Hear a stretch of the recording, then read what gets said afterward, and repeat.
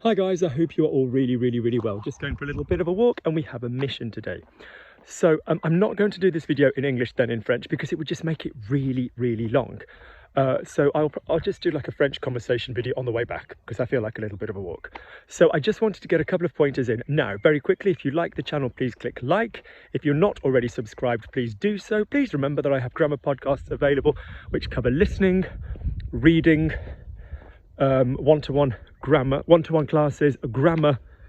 Did I say I have grammar podcasts? I have podcasts available which cover grammar, one-to-one classes, listening, reading, and the A-level or the high school revision, okay? As well as vocabulary. Hang on. One-to-one grammar, one-to-one classes, grammar, vocabulary, listening, A-level revision. Yeah, that sounds odd. Anyway, yeah. If you need those or you're interested in coming to our Central London meetup on the 20th of August, do please contact me on the email underneath, which will be logiclanguagelearning@gmail.com. Please remember that the videos are free, but I do work really hard and there is a coffee link underneath. So if you wanted to buy me a coffee, I'd be very grateful, and I do drink them. I don't pocket the money and go and do whatever. I do generally stick it in a little coffee fund because this shit runs on caffeine. So you can't quite see the sunset, but it's really nice. So off we go. We often pop videos on this on here as a group, having worked on them for a week within the classes, the private classes that I do. Or sometimes I will pop a video here having at the beginning of that week. It's like a theme that I've got planned. And this week, that's exactly what I did. So the video went up, the bumper question method video, all the different ways of doing the videos, all the different ways of asking a question.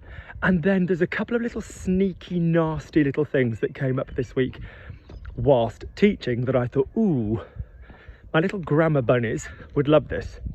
So in no particular order, here is part 3. So this is basically, the first video was all the different methods of asking the question. The second video was a quiz and a test to see whether you could have done that.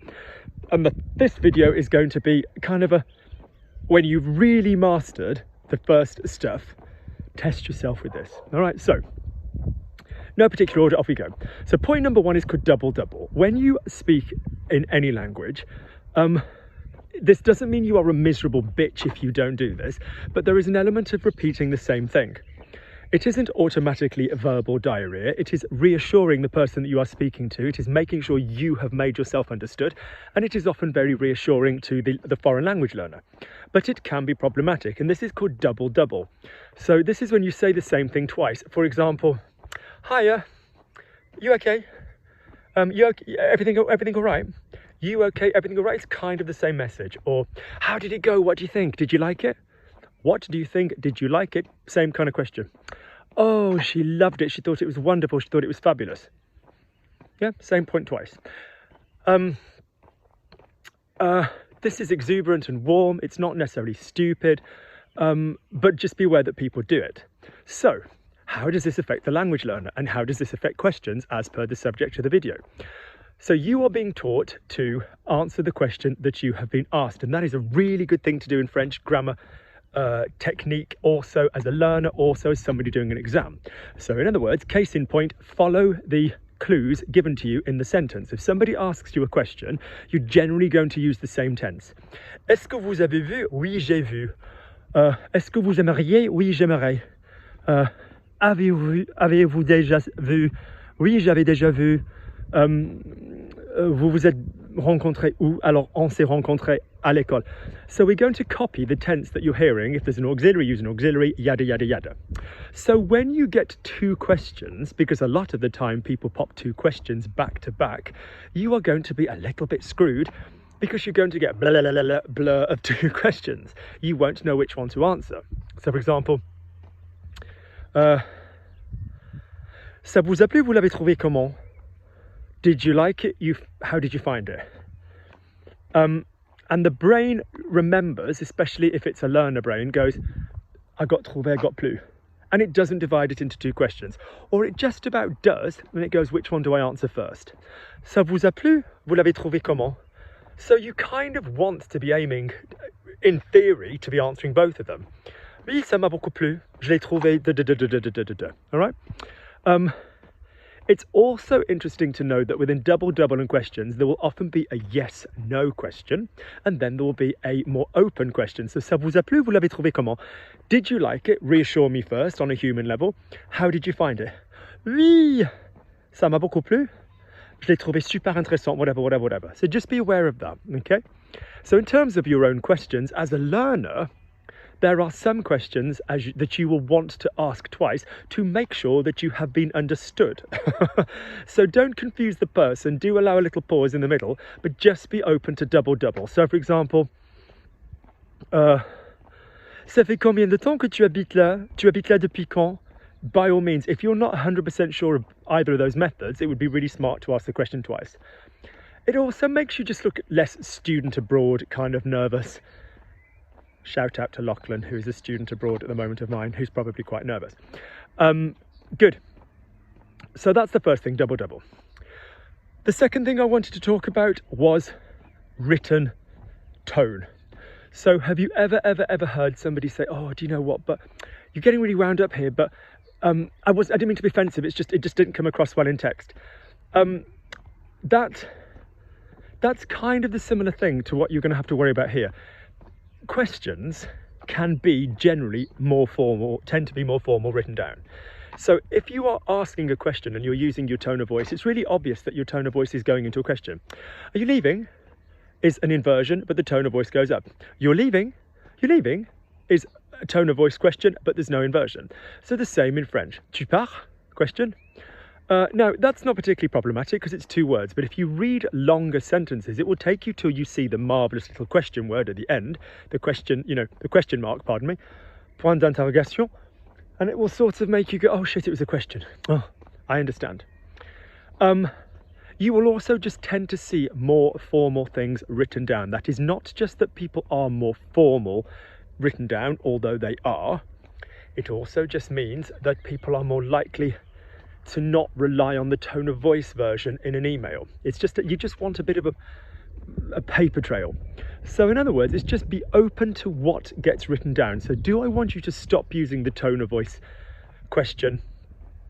No. In a WhatsApp conversation with somebody that you tutoie, tu arrives quand? Yeah. Salut toi, t'arrives quand? You know, that's fine written down. In a WhatsApp style conversation, in an exchange of SMS text messages, but it's just more likely, even if to that person, if you're like, Monsieur, vous avez bien mangé in a restaurant? You know, if you were just writing to somebody, like a customer or something who'd bought something from you and you said, oui, you know, j'espère que vous avez bien mangé, monsieur. No, est-ce que vous avez bien mangé quand vous êtes venu nous voir? You know, it's just less likely to happen. So just be open. Likewise, just in terms of your learning, like I said with the last three methods, be open to which of those ones you're using and just be open to what you're reading in questions that are written. So we spoke last time about pardon the sheep, we spoke last time about the rather clever usage of que and an inversion, qu'auriez-vous fait? Be aware of how that will tend to crop up more in a written form as well, all right? So that's something else that came up this week. Bless them. The next thing, okay, now this is rather complicated if you haven't previously done this, okay? I'd like you to have a look at these videos. So one of the things, I don't want to be one of those bitch teachers that goes, oh, your secondary school teacher is a piece of shit, but I will be a bitch teacher and say that your secondary school teacher is often a piece of shit. So one of the stupid things which gets passed around about the subjunctive is, oh, the subjunctive is an opinion, which is absolute dross, because what's the main verb of asking an opinion? I think. And I think is not a subjunctive verb. It is, however, a subjunctive verb when you make it negative, and it says in most grammar guides when it is interrogative. Interrogative, you will have learnt from the last session, is when you now this is really fucking dumb. So these people have a letterbox for their mail, which is in the shape of a slim postbox. And they wondered why everybody started sticking. So that was like, hey, postman, can you stick our incoming mail in that postbox? And then they wondered, why everybody kept driving past going, oh, I've got to post that letter, I'll just pop it in there. And then for a couple of years, they just took everything that went in and just stuck it in the post box down the road. And then they thought, fuck this shit.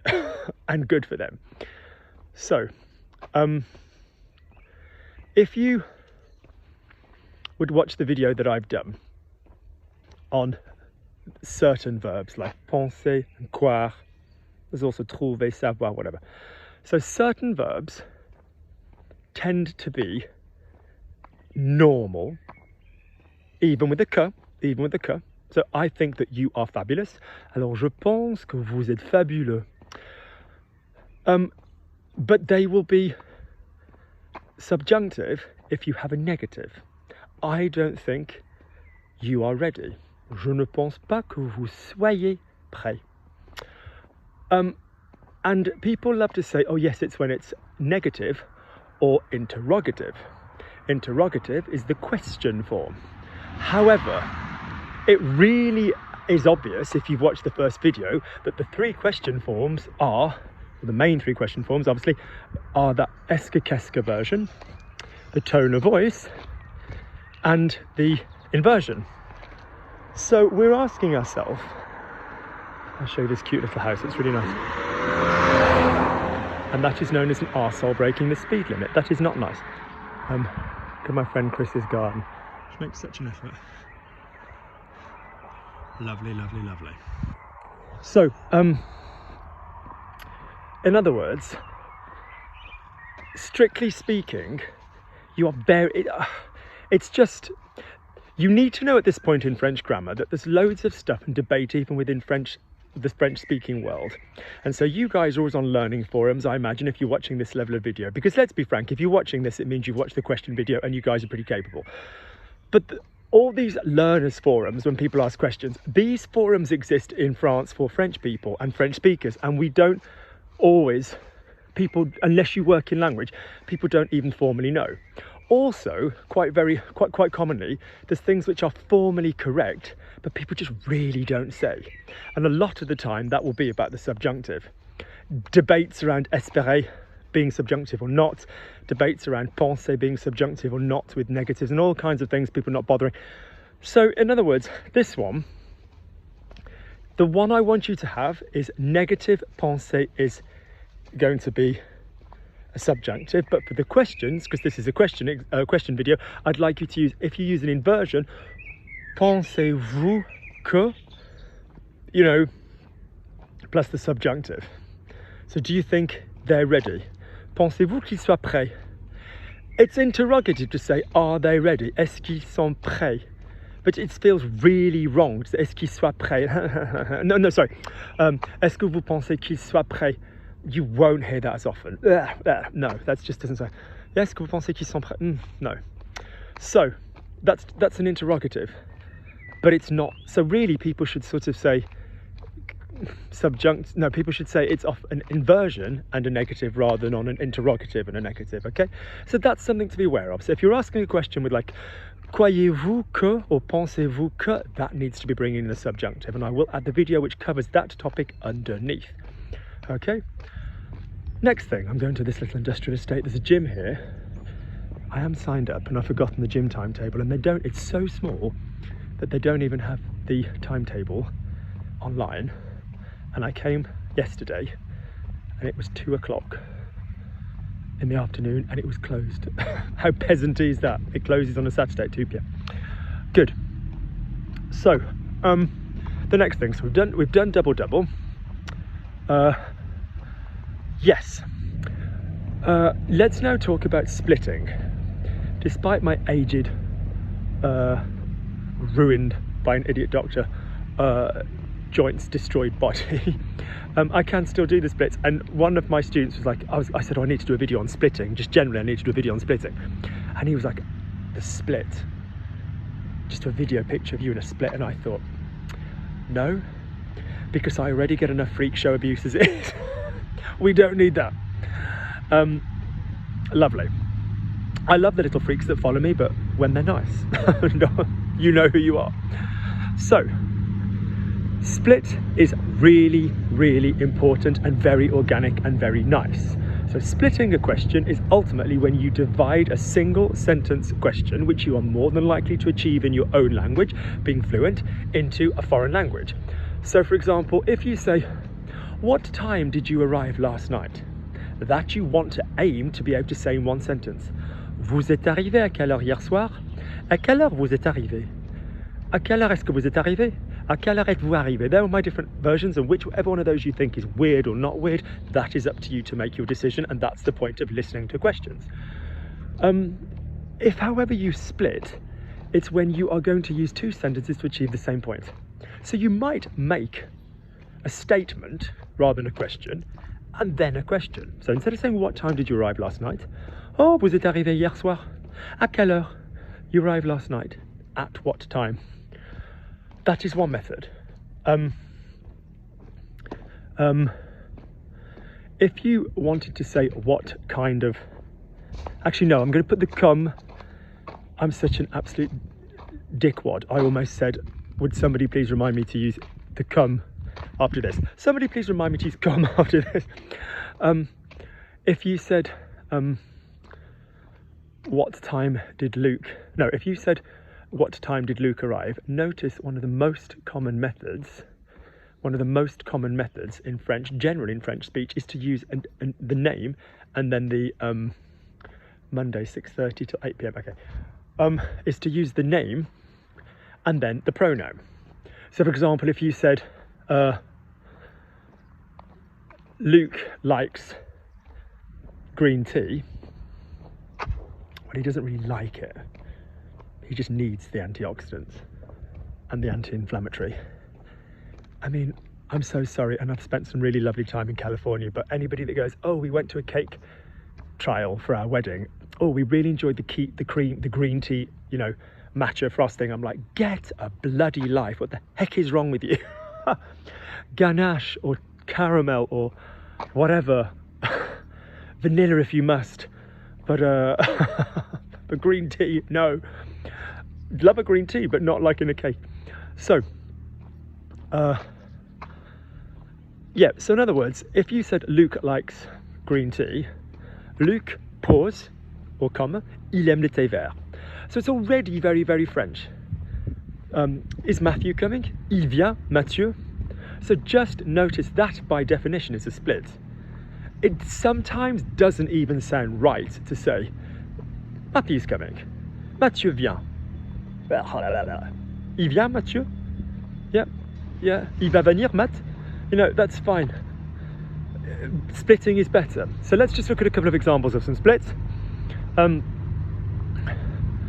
long have you lived there? Ah oui, vous habitez là, c'est vrai. Depuis quand? Yeah, you live there, it's true. Since when?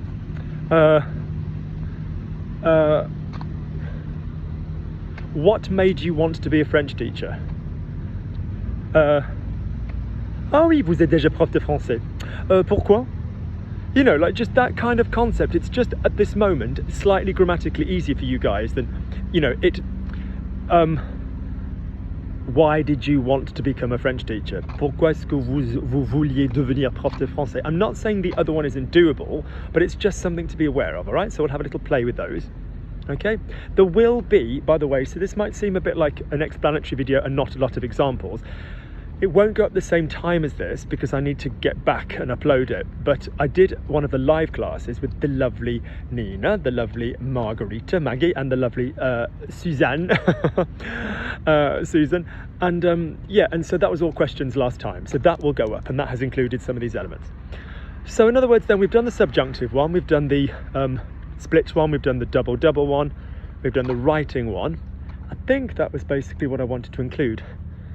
So let's just do a couple of those, you know, let's just do a couple of those as a, yeah, as a, like a little walk back. Let's just take it up to 25 minutes doing some examples. So, Luke, where are you going for a walk? Oh, no. You forgot to remind me about come. So, come is a brilliant question format. I'm so glad I remembered this. What is your favourite ice cream? What ice cream flavours have you got? Qu'est-ce que vous avez comme parfum? Vous avez quel parfum? So you have got which flavours? Vous avez quel parfum? Or qu'est-ce que vous avez comme parfum? What do you have as flavours? What job do you do? Vous faites quoi comme travail? You do what as work? Il fait quoi comme boulot? He does what as work? So this is really, really common. What kind of chocolate does he like? Il aime quoi comme chocolat? You know, that's a nice format as well. Okay, yeah, so if you could try and possibly use that one, that would be good. Right then, let's put it all together and let's try and, I'll think of some questions as we're walking, and then I'll try and use that other methods to sort them out. So, are you far from home? Tone of voice. Vous êtes loin de la maison? Vous êtes loin de la maison? Fine. Est-ce que vous êtes loin de la maison? Êtes-vous loin de la maison? Humanizing it a little bit. Oh, mais vous n'êtes pas tout près de la maison. Vous êtes où là? You're not far. You're not near the house. Where are you? You know.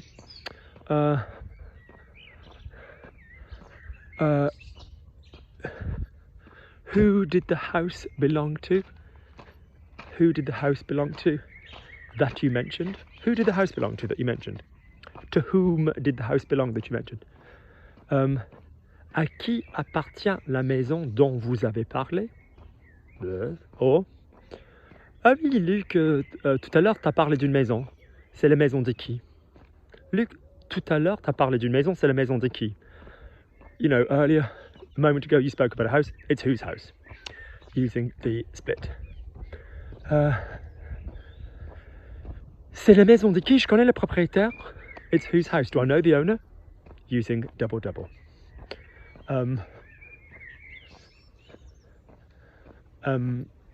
Good. Oh, a bit of a red sky there. That's lovely. Don't know if it comes out on the camera. Lovely, lovely, lovely. Why did they choose to do it? We're talking about the telephone. We're talking about the post box. Pourquoi est-ce qu'ils ont choisi de le faire? Hein? Ce genre de choses, ils l'ont fait pourquoi? This kind of thing, they did it why? Much more comfortable.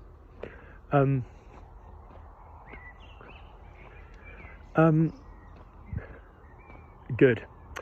Can I also, while we're walking back, can we also talk about one other thing? Now, I'm fairly confident that this came up in the language workshop about questions, but I can't tell you how much this absolutely fucked up everybody that I teach. You all just mess this up, which is, this is dedicated to my lovely Susan Monroe, who hates this shit with a passion. If you are talking about the present hypothetical and the past hypothetical, I've taught you that if it's something that can still change, you will use if and the, and can I, let's do this. Let's do this properly.